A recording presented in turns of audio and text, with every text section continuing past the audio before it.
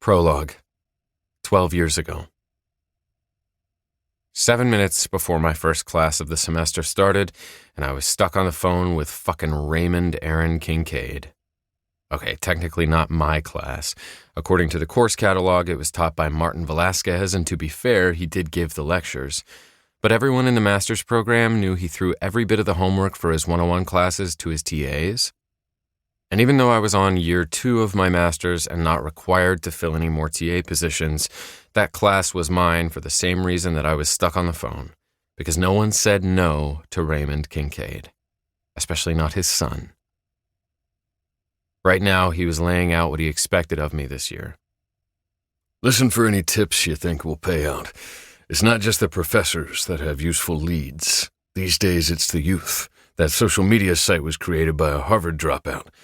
We could have been in on that, if he'd kept the right company, and that's a piece of tech that looks like it could go far. I didn't bother to remind him that I'd been the one who'd told him about Facebook. I'll keep my ears open. I'm expecting that Weston will come out of this year a star. Need that be said? I resented the question, so I didn't respond. Even if he hadn't demanded that I live with his business partner's freshman son instead of getting my own apartment, I would have bent over backward to look out for Weston. He was the closest thing I had to a brother. Despite our age difference and total lack of shared interests, he was also the closest thing I had to a friend these days. That was a purposeful choice, one that a more compassionate parent might find concerning. If Raymond Kincaid was concerned, it wasn't about me. Jameson Stewart and the Sheridan kid both need to be on your radar. On your radar was code for give them an A. I didn't consider asking what favor he'd exchange to make sure his friend's offspring made it through Harvard with accolades, mainly because the answer was likely boring, a doubling of investments in King Kincaid or a promise to lobby in favor of fewer regulations in the financial district, but also because I lived by the less you know, the harder to be charged as complicit philosophy, where my father was concerned. And no, I didn't miss the irony that the class I was supposed to be passing these assholes through was business ethics. But the definition of ethical was objective, and I'd been raised to live in the gray, obviously. Already knowing what I was looking for wasn't there, I scanned the rosters on my desk, both the one for the class about to begin, as well as the one I taught the next day. Theo Sheridan isn't in either of my sections. Jesus fuck. Are you kidding me? As though it were my fault that his illicit bartering had been thwarted. I looked up to see the first 3 students walk in and take seats in the middle front. Early birds. These would be the overachievers, the brown-nosers, the ones who would make more work for me because of their zealous efforts.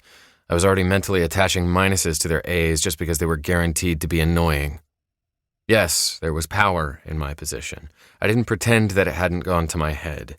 It didn't seem like that big of an issue compared to the God complex my father had. You'll have to get him transferred in. No concern as to whether or not I had that ability or even whether Theodore Sheridan wanted to transfer in.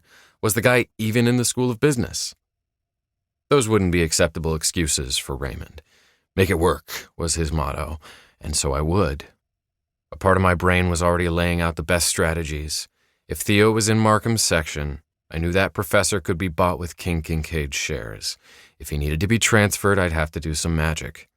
But I was pretty sure the secretary in admissions was sweet on me, and if that route didn't prove fruitful, there would be someone else in the department who would accept a bribe. I'll take care of it, I assured my father, hoping that would get him off the phone. I'd half checked out of the conversation as it was. More students were filing in, and I was making a mental portfolio for each of them as they did.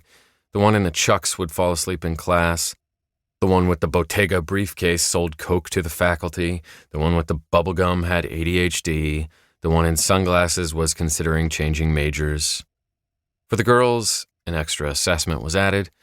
Weston would fuck the girl with the French tips, and the one with the gel pen set out on the front of her desk, and the one with the nose job, and the one on her cell phone, but not the one next to her who was already reading ahead in the textbook. Speak of the devil, Weston walked in.